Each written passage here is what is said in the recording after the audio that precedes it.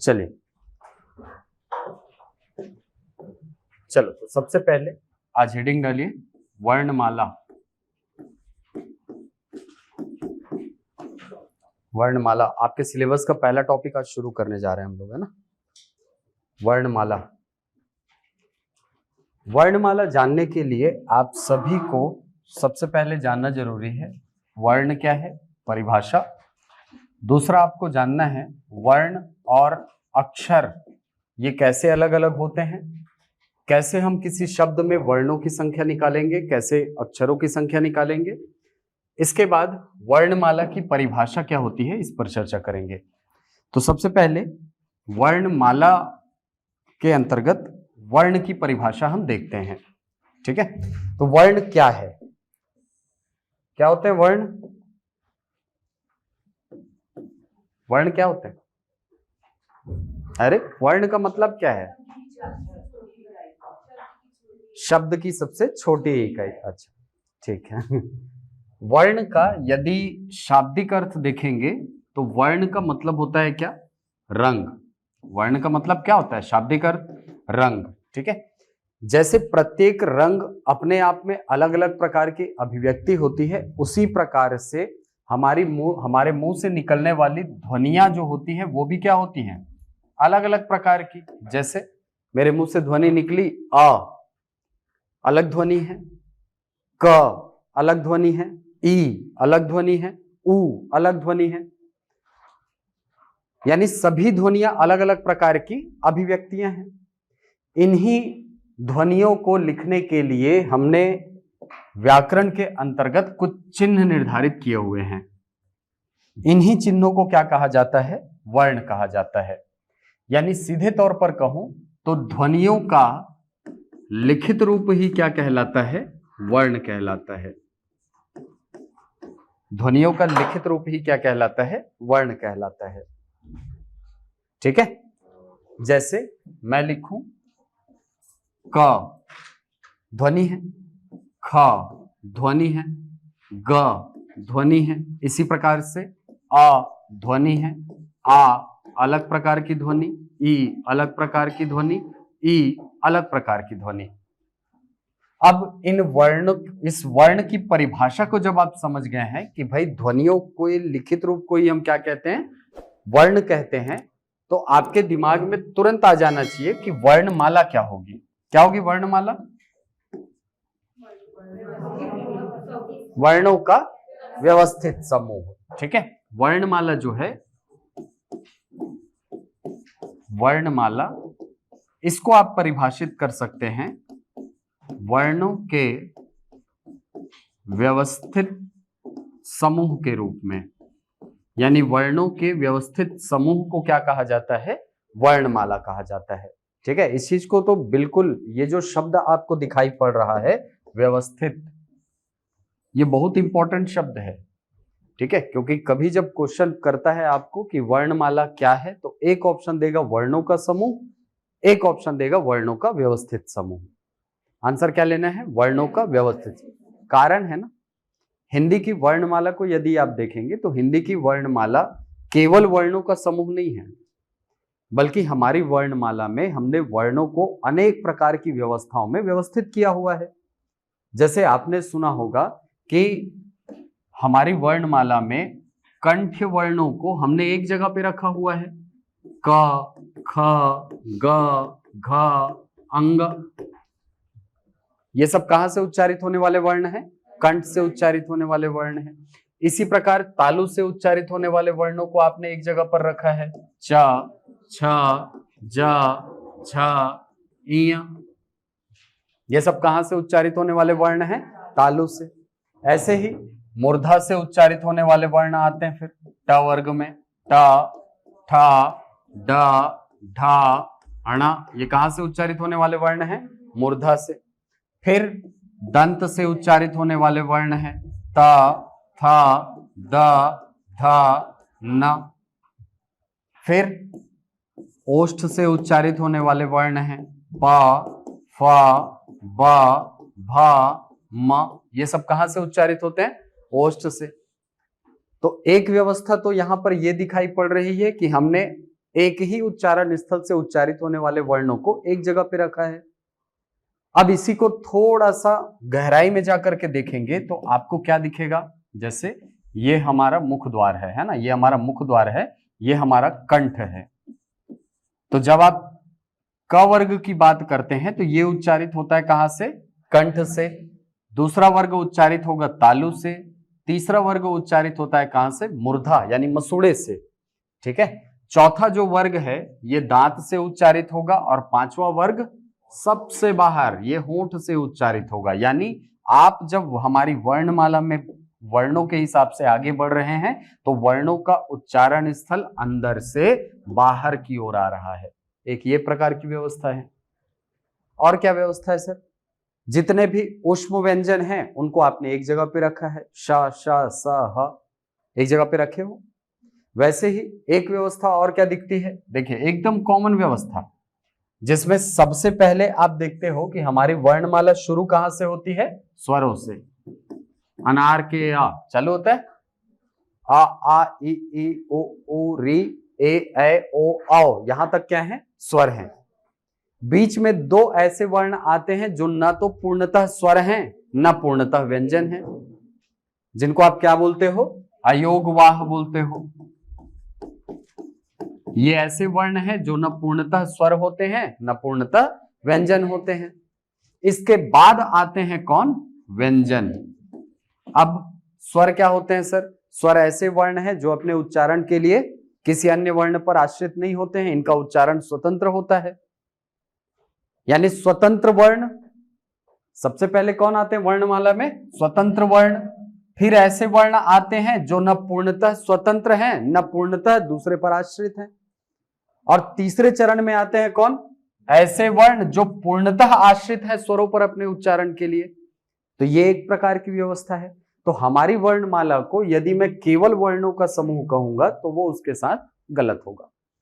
इसीलिए हिंदी की वर्णमाला को केवल वर्णों का समूह न कह करके हम क्या कहते हैं, वर्णों का व्यवस्थित समूह। ठीक है, चलिए, तो वर्णमाला क्या है, वर्णों का व्यवस्थित समूह है। अब जब मैं बोल रहा हूं कि हमारी वर्णमाला में वर्णों की संख्या होती है 52, इसका मतलब क्या हुआ सर, इसका मतलब यह हुआ कि हमने 52 प्रकार की ध्वनियों को चिन्ह प्रदान करके रखा है। 52 प्रकार की ध्वनियां हैं, अलग अलग ध्वनियां, जिनके लिए हमने चिन्ह निर्धारित किए हुए हैं, है कि नहीं। जैसे अगर मैं ये लिखता हूं, इसका उच्चारण क्या होता है, अलग है ना। अगर मैं लिखता हूं आ, तो इसका उच्चारण इससे अलग है। ई, इसका उच्चारण इन दोनों से अलग है कि नहीं। यानी 52 अलग अलग प्रकार की ध्वनियां हैं जिसको आपने अपनी वर्णमाला में स्थान दिया है, 52 ध्वनियां। इसलिए हिंदी की वर्णमाला में वर्णों की संख्या कितनी कही जाती है, 52। ठीक है, अब अक्षर क्या होते हैं सर, ये तो वर्ण हो गए, अक्षर क्या होते हैं, क्या होते हैं अक्षर। अक्षर के संबंध में 2-3 चीजें आप याद रखिए। अक्षर लघुत्तम वाक ध्वनि है, लघुत्तम वाक ध्वनि है जिन्हें अन्य छोटे भागों में बांटना असंभव होता है, बांटना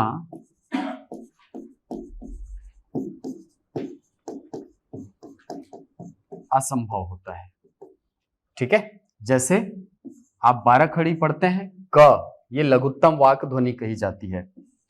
का, की, कु, सब क्या है, सब अक्षर के अंतर्गत गिने जाते हैं। ठीक है, तो वर्ण और अक्षर में अंतर क्या होगा सर, वर्ण के नीचे नीचे लगा होगा क्या, हलंत। और जब मैं अक्षर की बात करूंगा तो अक्षर में स्वर निहित होता है।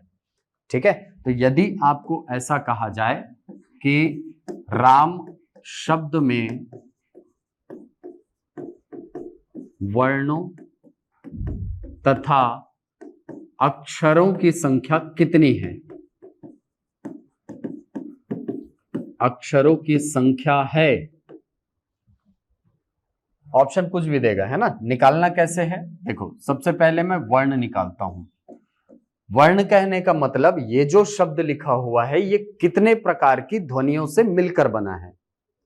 तो मैं सबसे पहले रा को तोड़ूंगा, ठीक है।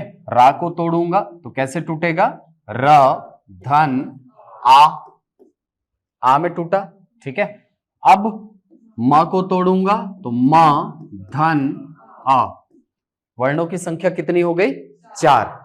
अब यहीं पर मैं बोलूं अक्षरों की संख्या कितनी है, तो अक्षर, पहला अक्षर है इसमें रा और दूसरा अक्षर क्या है, म। तो अक्षरों की संख्या कितनी, 2।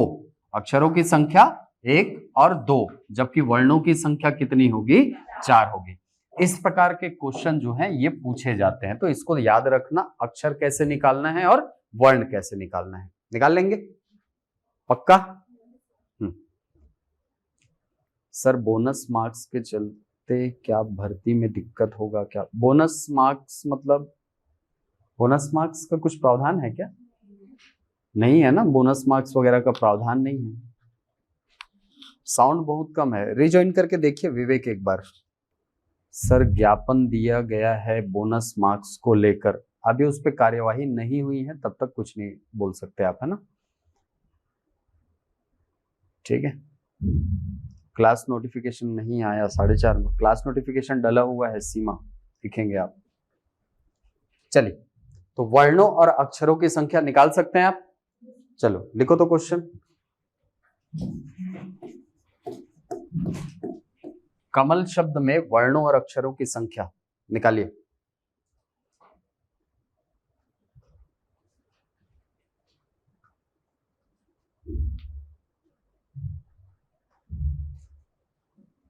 छह वर्ण हैं और 3 अक्षर है, बहुत बढ़िया, ठीक है। ये एक अक्षर, ये दूसरा अक्षर और ये तीसरा अक्षर, और वर्ण बोलूंगा तो क धन अ 2 हो गए, म धन अ 2 हो गए और ल धन अ 2 हो गए। तो टोटल 6 यहां पर वर्ण है, जबकि अक्षरों की संख्या यहां पर 3 है, ठीक है। चलिए, तो ये तो हो गई बात कि वर्ण क्या होते हैं सर और अक्षर क्या होते हैं, ठीक है। तो वर्ण क्या है, वर्ण ध्वनियों का लिखित रूप है। वर्णमाला क्या है, वर्णों का व्यवस्थित समूह है। अक्षर क्या है, अक्षर लघुत्तम वाक ध्वनियां हैं जिन्हें और छोटे भागों में नहीं तोड़ा जा सकता, जिन्हें और छोटे भागों में तोड़ना असंभव है, ठीक है। चलिए, अब आते हैं हमारी वर्णमाला में। अब यदि मैं हमारी वर्णमाला की बात करता हूं, तो जैसा कि मैंने आपको बताया कि हमारी वर्णमाला में हमने 52 प्रकार की ध्वनियों को स्थान दिया है, यानी वर्णों की संख्या कितनी है, 52 है। 52 वर्ण है और इन 52 वर्णों को हमने छोटे छोटे भागों में बांटकर रखा है। जैसे सबसे पहले आते हैं स्वर, सबसे पहले कौन आते हैं, स्वर। स्वरों की संख्या होती है कितनी, 11। इसके बाद आते हैं अयोगवाह, इसके बाद कौन आते हैं, अयोगवाह। अयोगवाह की संख्या कितनी, 2। फिर आते हैं व्यंजन, व्यंजनों की संख्या 33, और ये जो 33 व्यंजन हैं ये 3 भागों में बंटते हैं। पहले भाग को आप नाम देते हो क्या, स्पर्शी व्यंजन। स्पर्शी व्यंजन, स्पर्शी व्यंजनों की संख्या कितनी, 25, और ये 25 वर्ण 5 गुणा 5 के वर्ग में हमारी वर्णमाला में अवस्थित होती हैं। कौन कौन से वर्ग होते हैं, क वर्ग होता है, च वर्ग होता है, ट वर्ग होता है, त वर्ग और प वर्ग, आगे चर्चा करेंगे। इसके बाद अगला जो वर्ग है, अगला जो भाग है उसको बोला जाता है ऊष्म व्यंजन। ऊष्म व्यंजनों की संख्या हमारी वर्णमाला में कितनी, 4। फिर आते हैं संयुक्त व्यंजन, और संयुक्त व्यंजनों की संख्या कितनी होती है, 4।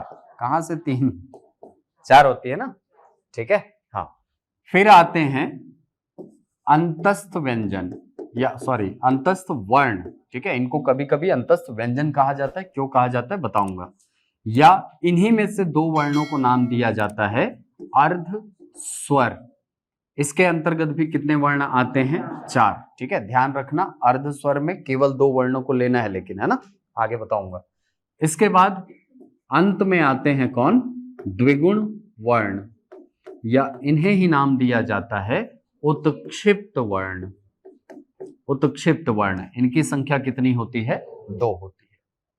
ठीक है, तो सबसे पहले तो ये बना लो ताकि आपके दिमाग में एक डायग्राम क्रिएट हो जाए कि हमको कौन कौन सी चीजें वर्णमाला के अंतर्गत पढ़नी है।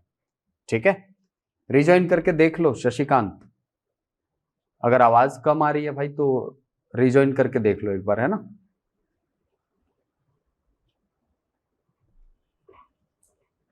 जल्दी से बना लेंगे, है ना।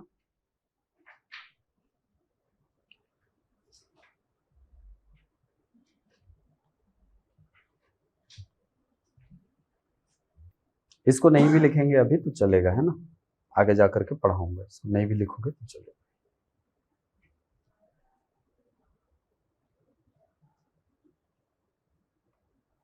हो गया, चलिए। तो सबसे पहले आते हैं कौन? स्वर। स्वर क्या होते हैं? जैसा मैंने आपको बताया कि स्वर ऐसे वर्ण होते हैं, ऐसे वर्ण होते हैं जो अपने उच्चारण में स्वतंत्र होते हैं, अर्थात जिनका उच्चारण करने के लिए हमें किसी अन्य वर्ण की आवश्यकता नहीं होती है। इन्हें क्या कहा जाता है? स्वर कहा जाता है। ठीक, स्वरों की संख्या हमारी वर्णमाला में कितनी? 11। और ये 11 स्वर छोटे छोटे भागों में बटे होते हैं। जैसे पहला भाग कहलाता है मूल स्वर, या इन्हें ही नाम दिया जाता है लघु स्वर, या इन्हें ही नाम दिया जाता है ह्रस्व स्वर। इनकी संख्या होती है कितनी? 4। इनकी संख्या कितनी होगी? 4।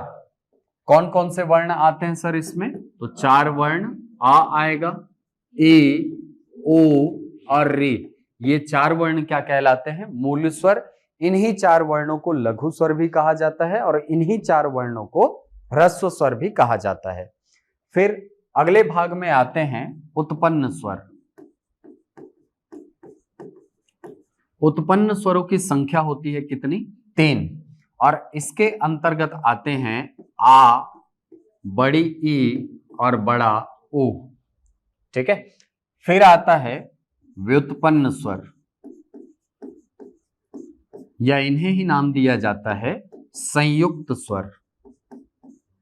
संयुक्त स्वर, इनकी संख्या भी होती है 4 और इसके अंतर्गत आने वाले जो स्वर हैं वो हैं ए, ओ और औ। ये 4 वर्णों को क्या कहा जाता है? संयुक्त स्वर, या इन्हें ही कहा जाता है व्युत्पन्न स्वर।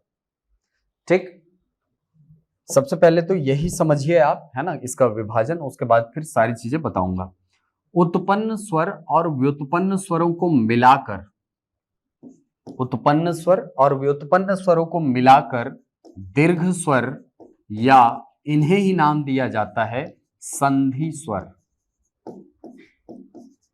इन्हें ही क्या बोलते हैं? दीर्घ स्वर, या इन्हें ही क्या कहा जाता है? संधि स्वर। ठीक है, चलिए अब आते हैं परिभाषा में। सबसे पहले स्वर क्या होते हैं? स्वर ऐसे वर्ण हैं जो अपने उच्चारण में स्वतंत्र हैं, जिनका उच्चारण करने के लिए हमें किसी अन्य वर्ण की आवश्यकता नहीं होती है। इन 11 स्वरों को हमने 3 छोटे छोटे भागों में बांटा है, जिसमें पहला भाग क्या है? मूल स्वर या लघु स्वर। अब बात यह कि सर इन 4 स्वरों को आपने नाम दिया है क्या? मूल स्वर। क्यों नाम दिया है? देखिए, मूल का मतलब क्या होता है? मूल का मतलब होता है जड़, है ना। जड़ पौधे का वो भाग होता है जहां से पूरा पेड़ जो है वो पोषित होता है, यानी पूरा पेड़ का निर्माण कहां से हुआ है? जड़ से हुआ है। ये जो 4 स्वर हैं, कौन कौन से 4 स्वर? आ, ई, उ और री। ये 4 ऐसे स्वर हैं जिनसे बाकी सभी स्वरों का निर्माण होता है, इसलिए इन 4 स्वरों को आप क्या कहते हैं? मूल स्वर कहते हैं। जब आप संधि के अंतर्गत जाएंगे तो आ और आ के मेल से क्या बनेगा? आ बनेगा। ई से जब आप ई को मिलाएंगे तो यहां पर दीर्घ ई बनेगा। ऊ से जब आप ऊ को मिलाएंगे तो वहां पर दीर्घ ऊ बनेगा। फिर जब आप गुण संधि में जाएंगे तो अ और ई के मेल से बनेगा ए, फिर अ और उ के मेल से बनेगा ओ। फिर जब आप वृद्धि स्वर संधि में जाएंगे तो आ और ए का मेल होगा और बनेगा यहां पर क्या, ऐ। आ से जब आप ओ का मेल कराएंगे तब यहां पर क्या बनेगा, आओ बनेगा। तो बाकी सभी स्वरों का निर्माण देखिए, 7 स्वर इसके अतिरिक्त हैं, मूल स्वरों के अतिरिक्त कितने स्वर हैं, ये 3 और ये 4, यानी कितने, 7। तो 1 2 3 4 5 6 और 7, यानी बाकी जितने भी स्वर हैं हमारी वर्णमाला में उन सभी का निर्माण इन्हीं 4 स्वरों से होता है। इसीलिए इन 4 स्वरों को हमने नाम क्या दिया है, मूल स्वर नाम दिया है, क्योंकि इन्हीं 4 स्वरों से संधि की प्रक्रिया के दौरान बाकी सभी वर्णों का निर्माण होता है, बाकी सभी स्वरों का निर्माण होता है। इसलिए आपने नाम क्या दिया है इनको, मूल स्वर।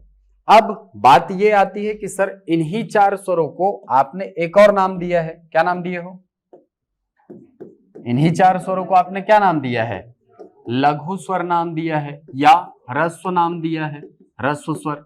लघु या ह्रस्व का मतलब होता है छोटा, लघु या ह्रस्व का मतलब क्या होता है, छोटा। लघु यानी तो छोटा जानते हो, ह्रस्व का मतलब भी छोटा होता है, जिसका हास हो गया हो। ह्रास शब्द सुने हो, ये शब्द सुने ना, हाँ, इसका मतलब क्या होता है, कम करना, छोटा करना, है ना। तो ऐसे वर्ण जिनका उच्चारण काल कम हो या जिनकी उच्चारण अवधि कम हो उन्हें कहा जाता है लघु स्वर। ठीक है, तो यहां पर ये जो विभाजन है लघु या ह्रस्व स्वर, ये बेसिकली विभाजन है किसके आधार पर, कालावधि, या इसी को आप बोल सकते हो उच्चारण काल, उच्चारण काल बोल सकते हो या उच्चारण अवधि बोल सकते हो। उच्चारण अवधि के आधार पर यदि देखा जाए तो लघु स्वर ऐसे स्वर होते हैं जिनका उच्चारण बहुत कम समय तक होता है, इसीलिए आपने इनको क्या नाम दिया है, लघु स्वर। तो अ ई उ रे, ये 4 स्वर क्या कहलाते हैं, लघु स्वर या ह्रस्व स्वर कहलाते हैं। ठीक है, ओके, चलिए, तो ये तो हो गए हमारे 4 मूल स्वर। इन्हीं 4 स्वरों को आपने क्या नाम दिया है, लघु स्वर। इन्हीं 4 स्वरों को आपने नाम क्या दिया है, ह्रस्व स्वर। डायरेक्ट संख्या पूछता है कई बार, तो इसको याद रखेंगे। ठीक, या ऐसा पूछेगा इनमें से कौन लघु स्वर के अंतर्गत नहीं आता, या इनमें से कौन ह्रस्व स्वर के अंतर्गत शामिल नहीं है। तो इसको आप बिल्कुल याद रखेंगे कि कौन कौन से स्वर कौन कौन से कैटेगरी में आते हैं। अब देखिए, आपने इनको क्या नाम दिया है, ये जो 4 स्वर है इनको लघु स्वर नाम दिए हो ना। ठीक, लघु का विपरीत क्या होता है, दीर्घ होता है ना। दीर्घ कहां पर दिखाई दे रहा है सर, यहां दिख रहा है दीर्घ, और दीर्घ के अंतर्गत कितने स्वर शामिल हैं, ये 3 और ये 4। मैंने क्या कहा, इन दोनों कैटेगरी को मिला करके ये क्या बने हैं, दीर्घ स्वर बने हैं। ठीक है, तो लघु का विपरीत है, लघु स्वर ऐसे स्वर है जिनका उच्चारण काल क्या है, कम है। ठीक है, इसीलिए इसकी मात्रा को आप छोटी मात्रा बोलते हो ना, छोटी ई की मात्रा, छोटे ऊ की मात्रा, ऐसा बोलते हो ना। ये छोटी ई बोलना क्या है सर, बड़ी ई बोलना क्या है। देखो एक चीज हमेशा याद रखना, कभी कभी क्वेश्चन आता है कि मात्रा क्या है, मात्रा है क्या, असल में मात्रा उच्चारण अवधि है। ठीक है, उच्चारण काल को ही क्या कहा जाता है, मात्रा कहा जाता है। ठीक है, जितने समय तक आप उस वर्ण का उच्चारण कर रहे हैं वही उसकी उच्चारण अवधि कहलाती है। तो ऐसे वर्ण जिनकी उच्चारण मात्रा क्या हो, कम हो, वो लघु स्वर, और ऐसे वर्ण जिनका उच्चारण काल लघु स्वरों से अधिक हो उन्हें क्या कहा जाता है, दीर्घ स्वर कहा जाता है। ठीक है, तो ऐसे वर्ण जिनकी उच्चारण अवधि अधिक हो, ऐसे वर्ण जिनका उच्चारण काल अधिक हो, ऐसे वर्ण जिनकी मात्रा अधिक हो, वो क्या कहलाएंगे, दीर्घ स्वर कहलाएंगे। ठीक है, इसके अंतर्गत कौन कौन से वर्ण आएंगे सर, कितने वर्ण आएंगे, 7 वर्ण। ये 3 और ये 4, ये सभी क्या कहलाएंगे, दीर्घ स्वर कहलाएंगे। आपने इन्हीं 7 वर्णों को नाम दिया है क्या, संधि स्वर। अब इसमें कुछ जानना बच्चा है, संधि स्वर क्यों, संधि से इन 7 वर्णों का निर्माण होता है, इसीलिए ये 7 वर्ण क्या कहलाते हैं? संधि स्वर कहलाते हैं। ठीक है, ये जो 7 वर्ण हैं इन्हें क्या कहा जाता है? संधि वर्ण कहा जाता है। क्यों कहा जाता है? क्यों कहा जाता है? हाँ, छोटी मात्रा क्योंकि इन 7 वर्णों का निर्माण संधि की क्रिया में होता है ना। ये दीर्घ स्वर संधि की संक्रिया है। स्वर संधि की प्रक्रिया पढ़ते हो ना आप, 5 संक्रियाएं पढ़ते हो। सबसे पहले दीर्घ पढ़ते हो, फिर गुण पढ़ते हो, फिर वृद्धि पढ़ते हो, फिर यण पढ़ते हो, फिर अयादि पढ़ते हो। तो पहली की जो 3 संक्रियाएं हैं, यानी दीर्घ स्वर संधि, गुण स्वर संधि और वृद्धि स्वर संधि, ये स्वरों के निर्माण की प्रक्रिया है। यहां से स्वर बनते हैं। स्वर कौन कौन से बनेंगे? दीर्घ संधि में आ बनेगा, ई बनेगा, उ बनेगा। जब आप गुण स्वर संधि में पहुंचेंगे तो ए बनेगा और ओ बनेगा। फिर जब आप वृद्धि स्वर संधि में पहुंचते हैं तब वहां पर ए बनता है और औ बनता है। ठीक है, तो संधि स्वर इनको क्यों कहा गया? क्योंकि इन 7 वर्णों का निर्माण किससे होता है? संधि से होता है। ठीक, अब ये जो दीर्घ स्वर या संधि स्वर हैं, इनको आपने 2 भागों में बांटा है। पहला भाग जिसको आपने नाम दिया है क्या? उत्पन्न स्वर। और दूसरा जो भाग है उसको आपने नाम दिया है व्युत्पन्न स्वर। अब ये अंतर क्या होता है सर उत्पन्न और व्युत्पन्न में? देखिए, उत्पन्न और व्युत्पन्न का एक बेसिक सा अंतर ये होता है कि जब किसी वस्तु का निर्माण एक ही प्रकार के तत्व से होता है, एक ही प्रकार के एटम, एक ही प्रकार के मॉलिक्यूल से यदि आप किसी चीज को बनाते हैं तो उसको कहा जाता है कि इस वस्तु को क्या किया गया है? उत्पन्न किया गया है, प्रोड्यूस किया गया है। ठीक है, उत्पन्न इसको कहा जाता है। लेकिन मान लो कोई वस्तु है जिसका निर्माण अलग अलग प्रकार के मॉलिक्यूल से हुआ है, अलग अलग प्रकार का मॉलिक्यूल है ये, इससे यदि इस वस्तु का निर्माण हुआ है तो इसको कहा जाता है व्युत्पन्न, और अंग्रेजी में इसके लिए शब्द आता है डेराइव। डेराइव, ठीक है। तो एक ही प्रकार के तत्वों से या एक ही प्रकार के वस्तुओं से जिनका निर्माण होता है वो क्या कहलाते हैं? उत्पन्न। और अलग अलग प्रकार के वस्तुओं या अलग अलग प्रकार के मॉलिक्यूल से यदि किसी चीज का निर्माण होता है तो उसको आप क्या कहते हैं? व्युत्पन्न। अब इसी को व्याकरणिक भाषा में जब आप लेकर के जाएंगे तो व्याकरणिक भाषा में स्वरों के निर्माण के अंतर्गत ऐसे स्वर जिनका निर्माण एक ही प्रकार के स्वरों से हुआ है वो कहलाएंगे क्या? उत्पन्न स्वर। जैसे आपने अ से मिला दिया आ को, समान मॉलिक्यूल है, आपने इनको मिलाया है और इनके मेल से जो स्वर बनेगा वो किस प्रकार का होगा? उत्पन्न की व्युत्पन्न? उत्पन्न होगा सर, जाहिर सी बात है। लेकिन अगर आप यहीं पर आ से ई को मिला रहे हैं और इससे कोई स्वर बन रहा है तो उसको आप उत्पन्न बोलोगे कि व्युत्पन्न बोलोगे? व्युत्पन्न बोलेंगे सर, जाहिर सी बात है। ठीक है, तो सेम यही चीज समझिए। यहां पर ये जो स्वर दिख रहा है आपको आ, ये जो स्वर है ई और उ, ये 3 स्वर दिख रहे हैं आपको, इनका निर्माण अलग अलग ध्वनियों के मेल से हुआ है, यानी अलग अलग वर्णों के मेल से हुआ है कि समान वर्णों के मेल से हुआ है? समान वर्णों के मेल से हुआ है सर, इसीलिए इन 3 स्वरों को क्या कहा जाता है? उत्पन्न स्वर। लिखा है आपने? ठीक है, जबकि ये जो 4 प्रकार के स्वर आपको दिखाई पड़ रहे हैं, इसके मॉलिक्यूल को देखिए, इसकी ध्वनियों को देखिए, किससे मिलकर बना है? ए, आ और ई के मेल से अलग अलग ध्वनियां हैं। ओ किससे बना है? आ और ओ के मेल से, ये भी अलग अलग ध्वनियां हैं। आ और ए के मेल से ए बना है, ये दोनों परस्पर अलग अलग ध्वनियां हैं। आ और ओ, ये भी आपस में अलग अलग ध्वनियां हैं। तो जाहिर सी बात है इनसे बनने वाला जो भी स्वर होगा वो उत्पन्न तो होगा नहीं, वो किस प्रकार का स्वर होगा? व्युत्पन्न स्वर होगा। तो उत्पन्न स्वरों के अंतर्गत आप इन 3 स्वरों को रखते हैं, जबकि व्युत्पन्न स्वरों के अंतर्गत ये 4 स्वर शामिल होते हैं। व्युत्पन्न स्वर में कौन शामिल है? ए, ऐ, ओ और औ। यही तो आपने यहां पर लिखा है, यही लिखे है ना आप? ये देखिए, व्युत्पन्न स्वर में ए, ऐ, ओ, औ, जबकि उत्पन्न स्वर में कौन है? आ है, ई है और ओ है। ठीक है, क्लियर है परिभाषा? एकदम परिभाषा को एकदम क्लियर करते हुए चलेंगे, ठीक है, क्योंकि अभी के पैटर्न में ना परिभाषा से डायरेक्ट क्वेश्चन पूछता है, ठीक है, एक आध क्वेश्चन आपको देगा वो परिभाषा से, ठीक। चलिए, अब ये जो 4 स्वर हैं ए और ओ औ, इनको आपने क्या नाम दिया है? संयुक्त स्वर। क्यों संयुक्त स्वर? दो अलग अलग ध्वनियों के मेल से इनका निर्माण हुआ है, यानी दो अलग अलग ध्वनियां जुड़ करके इन वर्णों का निर्माण करती है, इसीलिए इनको आपने क्या नाम दिया है? संयुक्त। संयुक्त मतलब जुड़ा होना। जब दो अलग अलग चीजें जुड़ती हैं तब उसको आप बोलते हो संयुक्त, ठीक है। तो संयुक्त स्वर ऐसे स्वर होते हैं जिनका निर्माण दो अलग अलग स्वरों के मेल से हुआ है। तो ए का निर्माण आपने देखा, ए का निर्माण, ओ का निर्माण, औ का निर्माण। इनका निर्माण चूंकि अलग अलग ध्वनियों के मेल से या अलग अलग स्वरों के मेल से होता है, इसलिए आपने इनको क्या नाम दिया है? संयुक्त स्वर नाम दिया है। क्लियर है?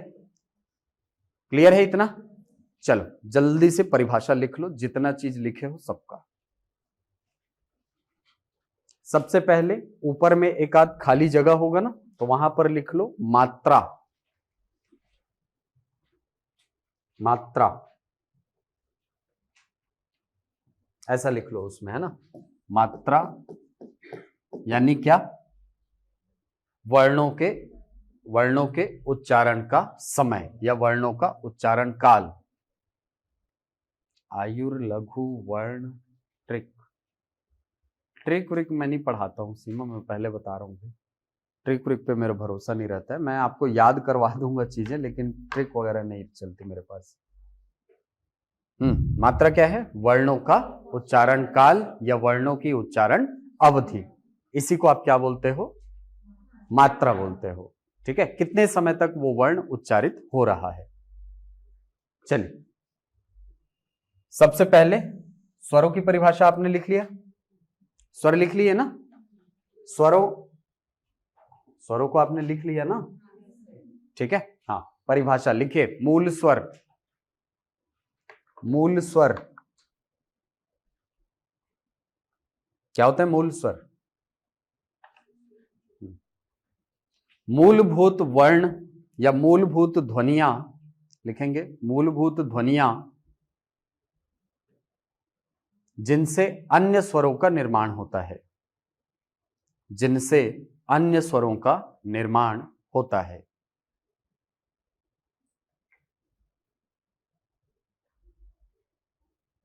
इनकी संख्या 4 है, इनकी संख्या 4 है।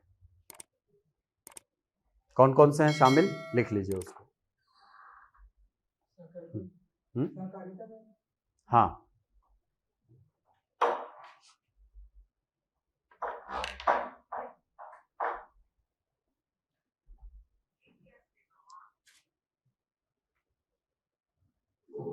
ओके, ठीक है। लघु स्वर, कॉपी किताब कुछ दे दो भाई, कोई पेज दे दीजिए।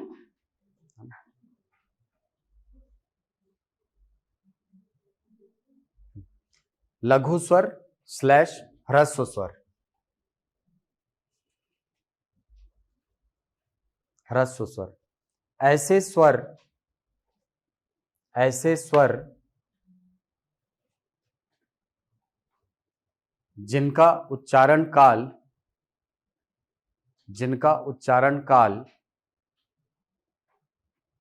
कम हो, जिनका उच्चारण काल कम हो। इसके अंतर्गत कितने स्वर? 4 स्वर आते हैं, लिख लेंगे, है ना।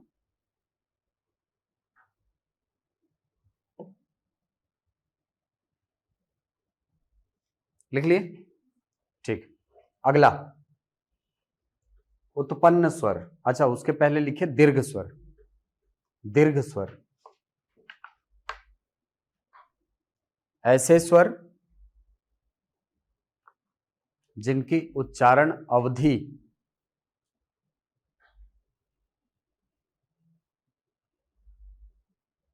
स्लैश उच्चारण काल, अरे बंद कर दो भाई, जिनका उच्चारण काल लघु स्वरों से अधिक हो, लघु स्वरों से अधिक, ब्रैकेट में लिखना लगभग 2 गुना, ब्रैकेट में लिखना लगभग 2 गुना, ठीक है, लगभग 2 गुने समय तक उच्चारित होते हैं ये वर्ण। हो गया, हो गया ना, ठीक है। अगला संधि स्वर,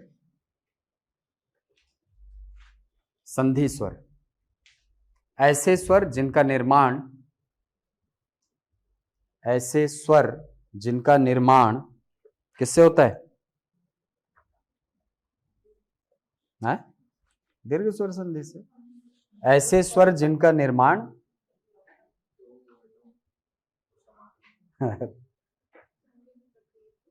संधि की क्रिया द्वारा होता है, ठीक है, अरे संधि की क्रिया से होता है इनका निर्माण, इसीलिए संधि स्वर है, ठीक है। 5 प्रकार की संक्रियाएं कराओगे, उसमें से 3 संक्रियाओं में केवल स्वर बनते हैं, ठीक है। चलिए अगला उत्पन्न स्वर। अच्छा, इसके अंतर्गत कितने कितने कितने लिखोगे संख्या? दीर्घ स्वर कितने हैं? 7। संधि स्वर कितने हैं? 7, ठीक है। अगला उत्पन्न स्वर,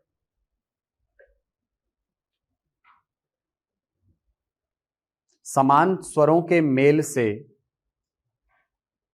समान स्वरों के मेल से उत्पन्न स्वर,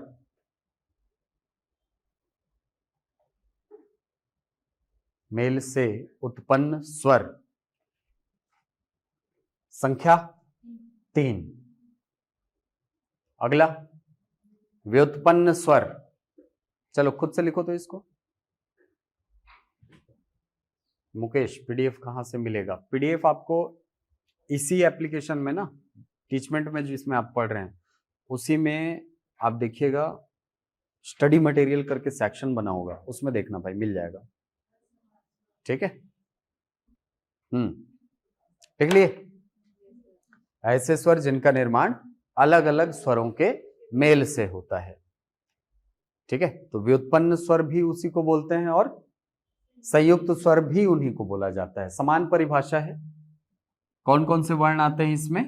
ए, ऐ, ओ, औ, यानी कितने स्वर? 4 स्वर इसके अंतर्गत आते हैं, ठीक है। हो जाएगा। चलिए अगला भाग है अयोगवाह। अगला भाग अयोगवाह, लिखेंगे परिभाषा, ऐसे वर्ण, ऐसे वर्ण जो न पूर्णतः स्वर हैं, जो न पूर्णतः स्वर हैं, स्वर, सॉरी ऐसे वर्ण जी, स्वर नहीं, ऐसे वर्ण जो न पूर्णतः स्वर हैं, न पूर्णतः व्यंजन, अयोगवाह कहलाते हैं।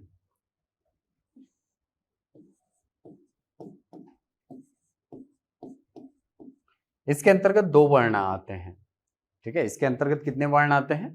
2 वर्ण आते हैं, एक है अम और दूसरा अह। अम को कहा जाता है अनुस्वार, अम को क्या बोलते हैं? अनुस्वार। और अह को कहा जाता है विसर्ग, विसर्ग, अह को बोला जाता है विसर्ग, ठीक है। तो अयोगवाह क्या है? अयोगवाह ऐसे वर्ण होते हैं जो न तो पूर्णतः स्वर होते हैं, न ही पूर्णतः व्यंजन होते हैं। क्या मतलब हुआ सर, ये पूर्णतः स्वर क्यों नहीं है और इनको पूर्णतः व्यंजन में क्यों नहीं रखा जाता? देखिए, अम का उच्चारण यदि आप देखेंगे, अम का उच्चारण यदि आप देखेंगे तो अम 2 अलग अलग रूपों में उच्चारित होता है। कहीं कहीं पर इसका उच्चारण अन की तरह होता है और कहीं कहीं इसका उच्चारण अम की तरह होता है ना। जैसे मान लो लिखा हुआ है संधि, यहां पे अम का उच्चारण किस तरह से हो रहा है? न की तरह हो रहा है। लेकिन यहीं पर यदि मैं लिखूं, उच्चारण कैसा हो रहा है? अम की तरह हो रहा है, ठीक है।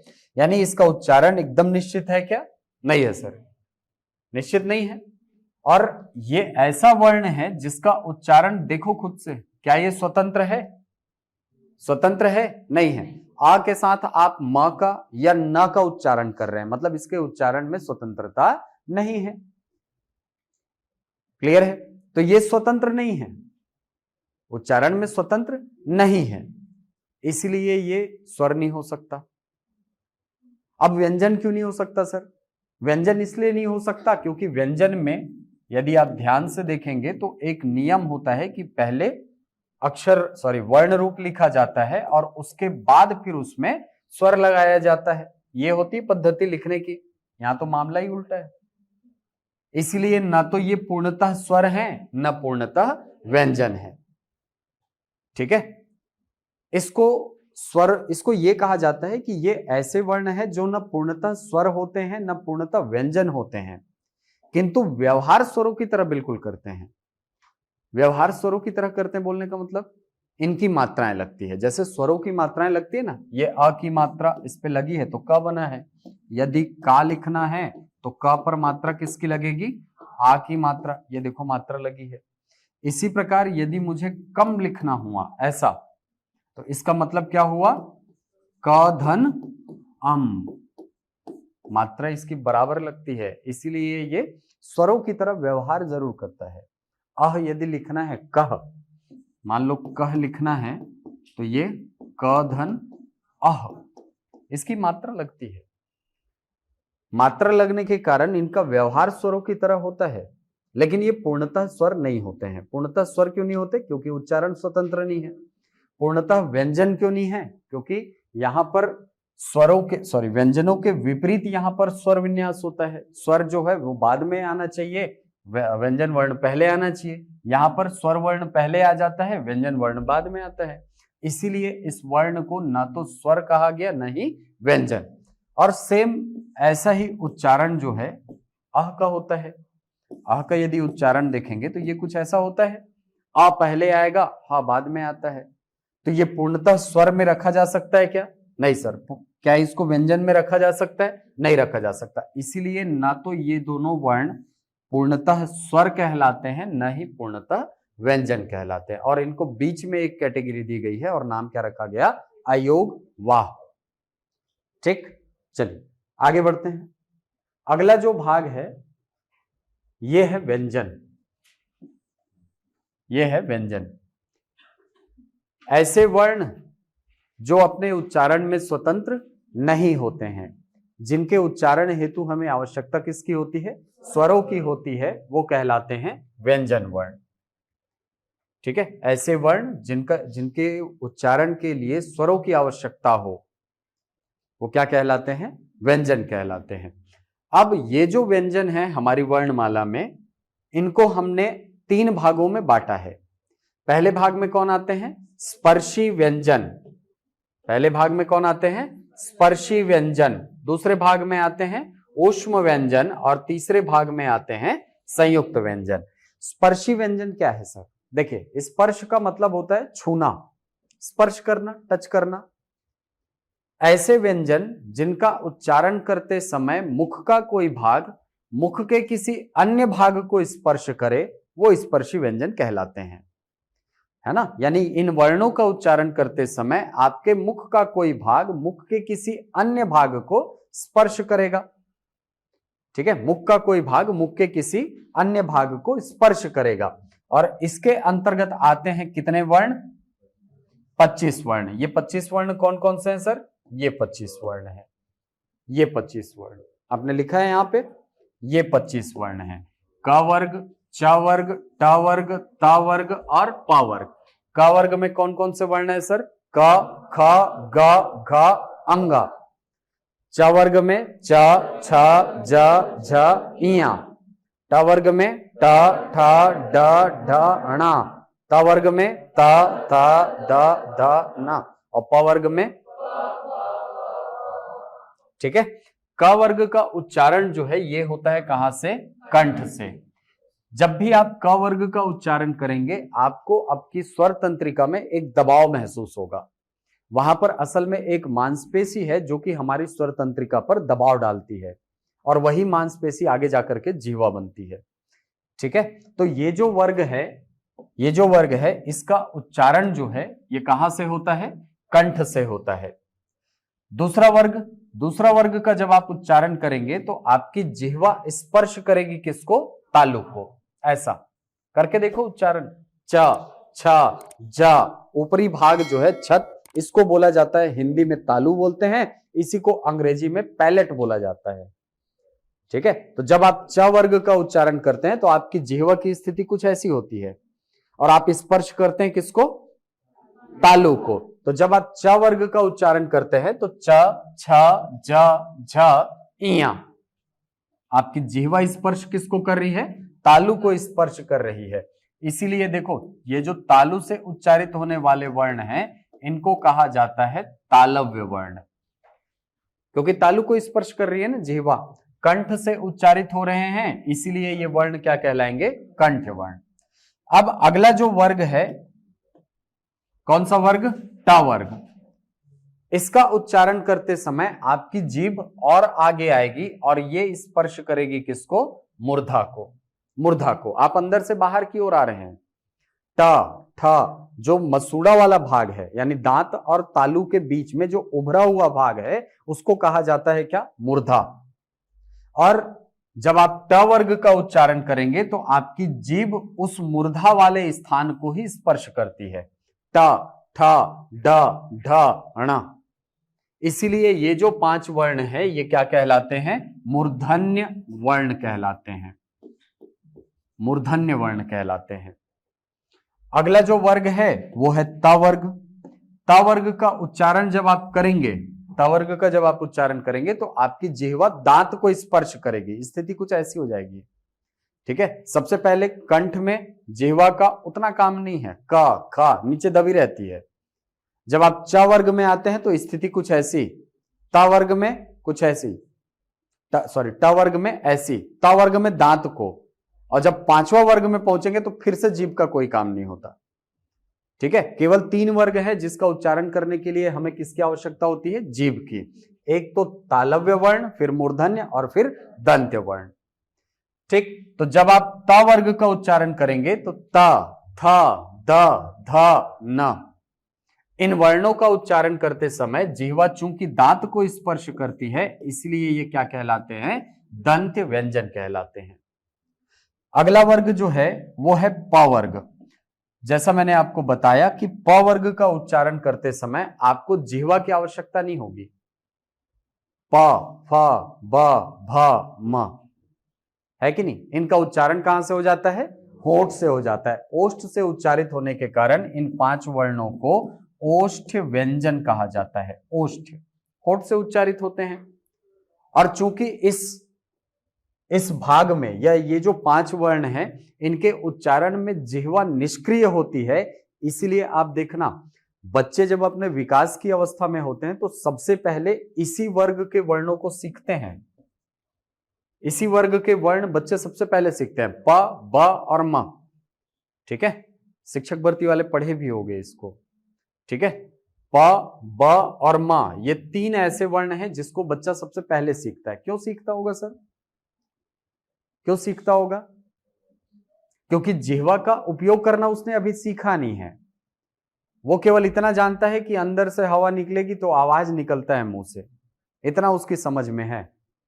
ठीक है, अब इसी प्रक्रिया के दौरान वो होठ से वर्णों को उच्चारित करना सीखता है, और प ब और म, इन वर्णों का सबसे स्पष्ट उच्चारण करना सीखता है वो सबसे पहले। और यही तो कारण है यार कि गूंगे लोग भी इन 3 वर्णों को एकदम आसानी से उच्चारित कर लेते हैं। अगर कोई व्यक्ति गूंगा भी है ना तो प प ब ब म म ये आसानी से बोल लेगा। क्यों बोल लेगा? जिह्वा निष्क्रिय है, जिह्वा की आवश्यकता नहीं है। ठीक है, तो ये जो वर्ग है प वर्ग, प वर्ग है ना, इसके जो 5 वर्ण है, इसका उच्चारण करते समय जिह्वा कैसी होगी? निष्क्रिय होगी। ठीक, तो क वर्ग कहां से उच्चारित होगा? कंठ से।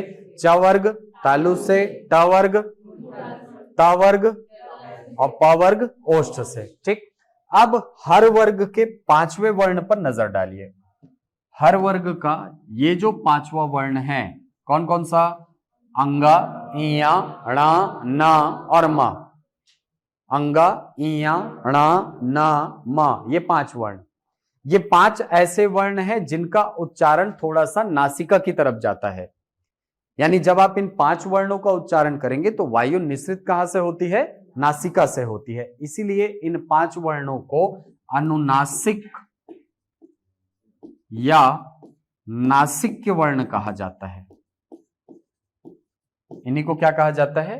अनुनासिक या नासिक्य वर्ण कहा जाता है। ठीक है, चलिए, तो ये जो 5 वर्ण हैं इनको क्या नाम दिया गया है? अनुनासिक या नासिक्य।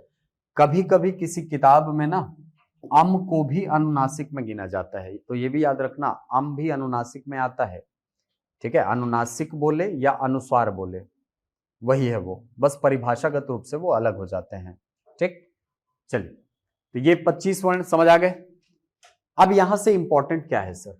इसमें सबसे पहले तो ये जो उच्चारण स्थल है ना, इनको एकदम अच्छे से याद रखो।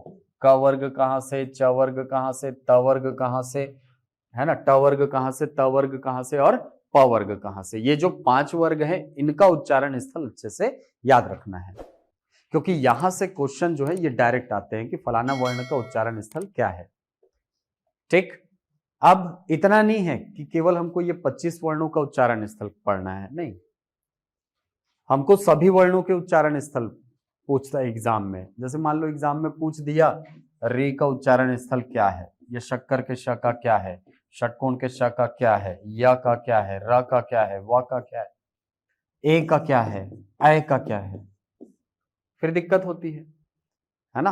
तो आप ये जो 5 वर्ग हैं इनको अच्छे से याद करके रखिए, है ना। आगे जाकर के आपको इन्हीं 5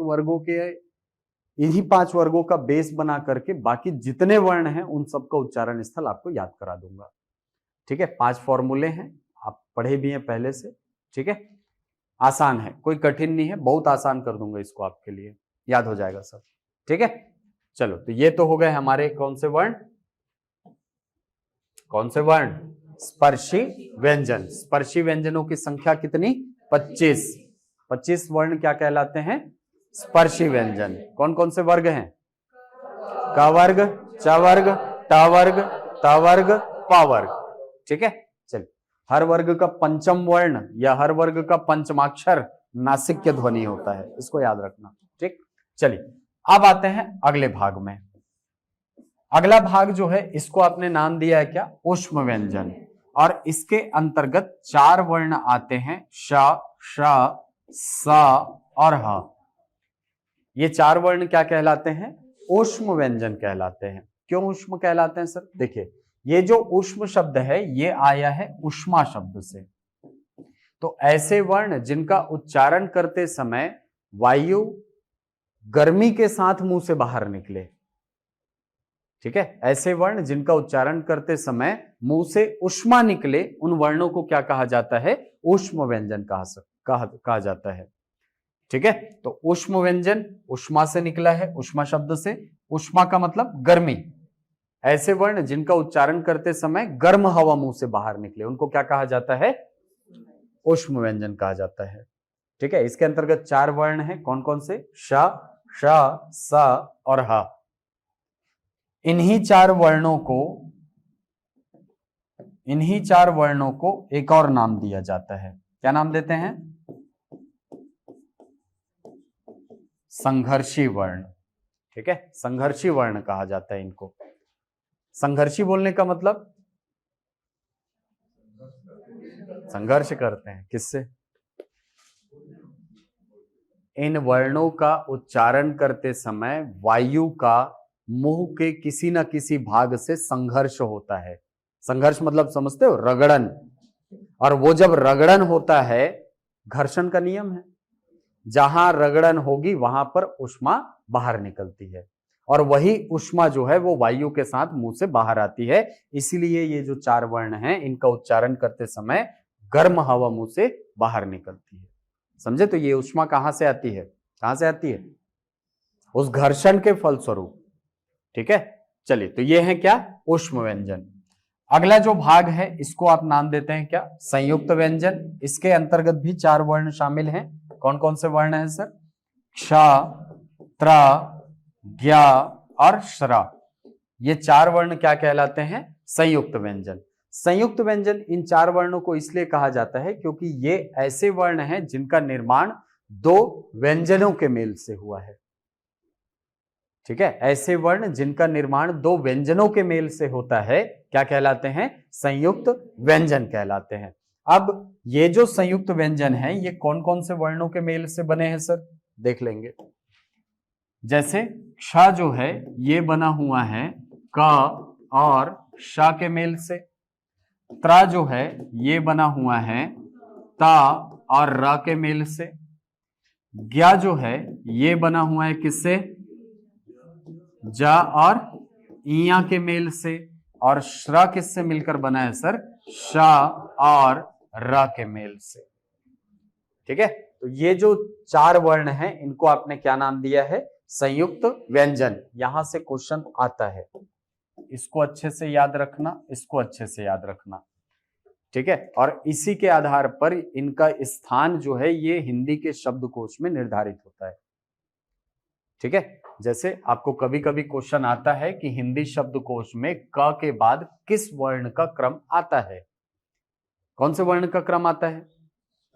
क्ष का आता है ना। हम ये सोचते हैं कि जैसे हिंदी अंग्रेजी में होता है ना, ए के बाद बी वाले शब्द आएंगे सर, फिर सी वाले, फिर डी वाले, फिर ई वाले, एफ वाले, ये चलता रहेगा। हिंदी की जब आप डिक्शनरी देखेंगे, हिंदी का शब्दकोश जब आप देखेंगे तो हिंदी का शब्दकोश प्रारंभ कहां से होता है? शब्द कहां से प्रारंभ होता है? आ से प्रारंभ होता है। अम से प्रारंभ होता है हिंदी का शब्दकोश, फिर चंद्र बिंदु अ, फिर आ, ई, है ना, फिर ई, उ, री, ए, ओ, आओ। आ से प्रारंभ होगा क्या? आ से कोई शब्द प्रारंभ होता है क्या? नहीं होता है सर, इसीलिए आओ के बाद कौन आता है? क नहीं, कम। ठीक है, फिर चंद्र बिंदु वाला का, फिर अरे सॉरी आ लिखना भूल गया है ना। हाँ, का, की, कु, के, कै, को, कौ, यहां तक। इसके बाद आएगा कौन? क्र। कौन आएगा? क्र। अब का के बाद हमको लगता है कि ख वाले शब्द आ जाएंगे, ख वाले नहीं आते। कौन आता है? क्ष, क्षम। फिर क्ष के ऊपर चंद्र बिंदु कभी नहीं लगेगा, कभी नहीं लगता है, सीधे आएगा क्ष, क्षा, क्षी, ऐसा चलेगा ये। और लास्ट में क्ष और फिर श्र, ऐसा। ठीक, उससे शब्द नहीं मिलेंगे आपको श्र वाले। फिर कौन आएगा? ख, ख, खी, ऐसा चलेगा। ठीक है, उसी प्रकार ये तो समझ आ गया ना। तो यहां से क्वेश्चन आता है, आपको क्वेश्चन पूछता है कि क के बाद किस वर्ण का क्रम आता है? किस वर्ण का क्रम आता है? क्ष का। इसी क्वेश्चन को रिवर्स कर देता है, पूछता है क्ष का क्रम किस वर्ण के बाद आता है? किस वर्ण के बाद आता है? क के बाद आता है। ठीक, अब ऐसे ही क्यों आता है सर? ये भी तो रीजन पता होना चाहिए। ये इसलिए आता है क्योंकि क्ष का निर्माण किससे हुआ है? क और श के मेल से हुआ है। क के बाद क वाला वर्ण आना चाहिए ना, ऐसा वर्ण आएगा ना जिसमें क इनबिल्ट हो, जुड़ा हुआ हो, इसीलिए क के बाद क्ष वाला आएगा। वैसे ही ता के बाद किसका क्रम आएगा? त्रा का। वैसे ही जा के बाद किसका क्रम आएगा? ज्ञा का। ज के बाद ज्ञा का क्रम आता है, याद रखना, ज के बाद झ का क्रम नहीं आता, ज के बाद ज्ञा आता है। वैसे ही शक्कर के श के बाद षटकोण का श नहीं आता, कौन आएगा? शक्कर का श आता है। ठीक है, तो ये सीक्वेंस याद रखना, कभी कभी क्वेश्चन में पूछता है इसको। ठीक, चल, तो ये तो हो गई डिक्शनरी की बात। अब यहां तक आपने पढ़ लिया है व्यंजन तक, है ना। तो ये 33 व्यंजन हमारे कंप्लीट, इसको हम लोग कल देखेंगे। ठीक, उसके पहले छत्तीसगढ़ी के कुछ क्वेश्चन हैं, उसको जल्दी से बता दो भाई। चलो, धरसा क्या है? हाँ, धरसा किसको बोलते हैं? हाँ, पैदल चले के जो रद्दा होते हैं ना, या गाड़ी के रद्दा। अभी बीच में एक योजना भी चालू हो रही, याद हो, धरसा विकास योजना। ठीक है, का करे जाए ओमा, गांव से जो खेत मन तक जाए के जो रद्दा होते हैं ना, ओला बोलते धरसा। ठीक है, तो वो रद्दा ला विकसित करे के जो योजना रही से ओला बोले धरसा विकास योजना। ठीक, तो धरसा का है रे, पैदल चले के या गाड़ी के रद्दा। अरे कई जन गाड़ी रावण बोल देते हैं यार, रायपुर छत्तीसगढ़ी में गाड़ी रावण शब्द सुने हो? नहीं सुने हो? अरे यार टोनी मन ओल नी ना कहे। ठीक है, हाँ ठीक, तो पैदल चले के या गाड़ी के रद्दा का कहलाते? धरसा। धपोल काला बोलते?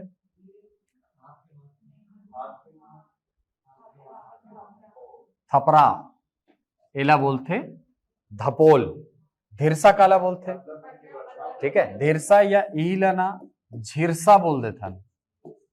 झिरसा सुने हो ना? झिरसा सुने हो? जैसे घर में आप बढ़िया मस्त चाय पिए बर बैठे हो, पानी गिरत है, अचानक हवा इस झरझर ले पानी आते ना हवा के साथ, वो झिरसा आते बोलता है कि नहीं? झिपार ओला रोके बर जो लगाते ना, ओला झिपार बोलते हैं ना। झिपार झिपार वही लगते। ठीक है, जैसे हम ना बैठे हैं चाय पिए बर, है ना, और हम नहीं चाहन कि पिछले बार जो पानी आए रही से अब मत आए, तो मत झिपार लगावो। ठीक है, हाँ, तो वो कहा रे धिरसा या झिरसा, कहा रे पतला बूंद के बरसा। ठीक, अच्छा, पतला बूंद के जब बरसा होते या बारिश जब होते, तो दीवार में ऐसे पानी के लरी चलते हैं, क्या बोलते बोला? रेला कथे। बहुत बढ़िया, क्या बोलते है? रेला कथे। और नाली मन, छोटे नाली मन ला क्या बोलते? पानी गिरते थे भर जाते ना, चलते नरवा कही। ढोड़गा, ढोड़गा कथे। ठीक है, ढोड़गा सुने हो शब्द? ढोड़िया सुने सर, ढोड़गा बोलते। ठीक है, हाँ। धीर लगा काला कथे?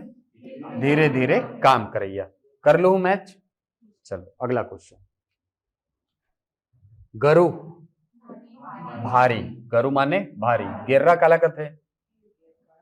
गिर्रा का, गिर्रा कस बाल बढ़ा रेच रे। हाँ, पुरुषों के जरूरत से ज्यादा बड़े बाल। ठीक है। गेरवा काला कथे? यही ला गिरमा, गेरवा या गिरमा की देता ना, कहा रे? हाँ, ढोर माने जानवर, ढोर माने जानवर, कोई भी ढोर, कोई भी जानवर हो, सब ढोर है नहीं। गरवा माने गाय बैल। निकाल लो आंसर। ठीक है, पीपीटी तो मिली मतलब पीडीएफ है। अंगना में फूल फूलना, अब देखो ये अरे का मुहावरा है नी। हाँ, अंगना में फूल फूलना काला कथे? घर में लइका जन्म धरना। ठीक, ऐंठ ऐंठ के रहना, एकदम मन का चोट के रह जाना, ओला कथे का ऐंठ ऐंठ के रह गए, है नी। गाड़ी खरीद लो, पड़ोसी है, ऐंठ ऐंठ के रह जाइए। अंगरा बरसना, अब्बड़ घाम करना, है नी। अंगरा बरसत बाबू झंझा बे बाहिर। अंगठा छाप माने अनपढ़ होना। ठीक, अगला अंगरी चाटना। हाँ, खूब मिठाना, अंगरी चाटत है नी। अघोरी होना माने? अघोरी, अघोरी कस खावत है, इसे कहते ना। खक्की मतलब काला बोलते? खक्की जो विकट खाए। ठीक है, अंधा कुआं एकदम ओकर पेट है, ओला कहते का अघोरी। ठीक है, गांव में कई बार आते पगला उगला मन देखे हुए है ना, भात दो कही के, वही अरे। अंजोरी पा खाना माने?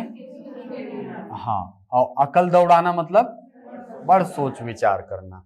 ठीक, अगला चलो जनौला बताओ। नान चुन तुरा, कूद कूद के पार बांधे। सुई धागा, बहुत बढ़िया, सुई धागा।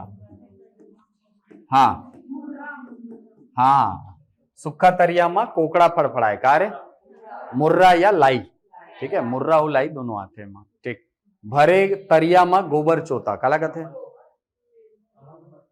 नहीं, ओ कहा? हाँ, कछुआ, लेकिन कछुआ नहीं दे ऑप्शन में। ऑप्शन में का दी ही? लिमुआन। ऑप्शन में का दी ही? लिमुआन। लिमुआन काला बोलते? कछुआ ला बोलते। ठीक है, छितका कुरिया में बाघ गुर रहा है। कुरिया अलग से बने हैं, छितका कुरिया है नी, और वहां बाघ के गुर्राए का आवाज आते हैं। जाता, ठीक है, जाता। जाता जानते हो कि नहीं?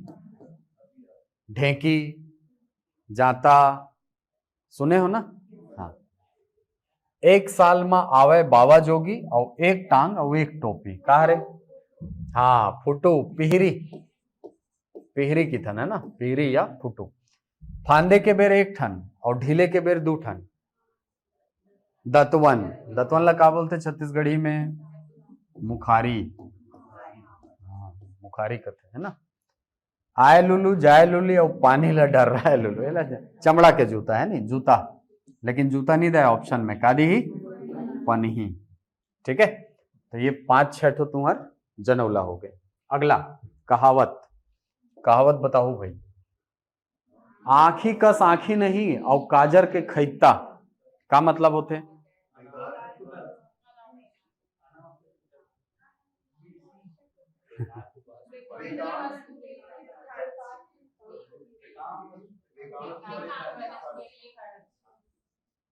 आंखी कस आंखी नहीं है और काजर बर खैता करत है नहीं? जब कोई फालतू चीज के लिए अनावश्यक रूप से खर्चा करता ना, तब बोलते ये बात।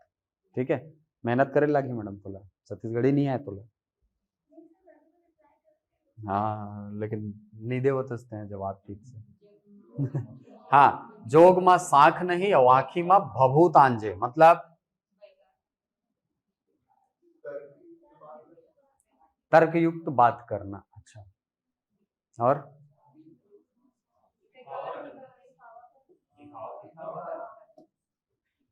जोग नहीं जाना है, नहीं जाना है, और आंखी मां भभूत आंजे, और भभूत कौन आंज थे? जब एकदम तपस्वी रीते ते मना है ना। तो मैं ओ लेवल के हराऊं, बताए के चेष्टा करना बस। ठीक है, हाँ, तो जोग मां साख नहीं, आंखी मां भभूत आंजे।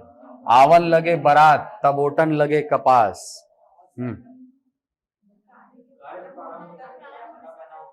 व्यवस्था न हो, प्यास लगने पर कुआं खोदना, बस ये वही बात है ना।